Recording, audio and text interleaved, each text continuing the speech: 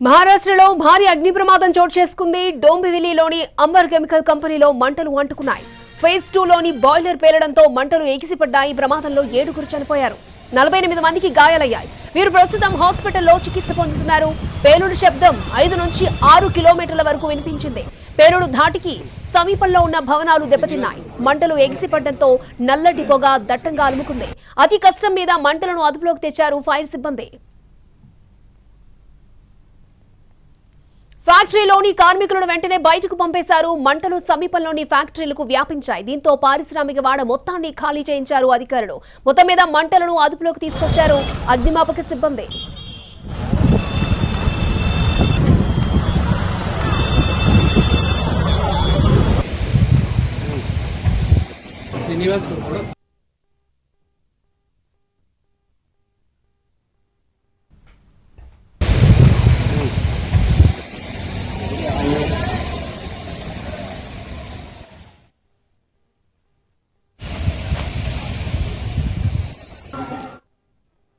మహారాష్ట్రలో భారీ అగ్ని ప్రమాదం జరిగింది. డోంబివిలీలోని అంబర్ కెమికల్ కంపెనీలో మంటలు చెలరేగాయి. ఫేజ్ 2 లో బాయిలర్ పేలడంతో మంటలు ఎగిసిపడ్డాయి. ఈ ప్రమాదంలో 7 చనిపోయారు.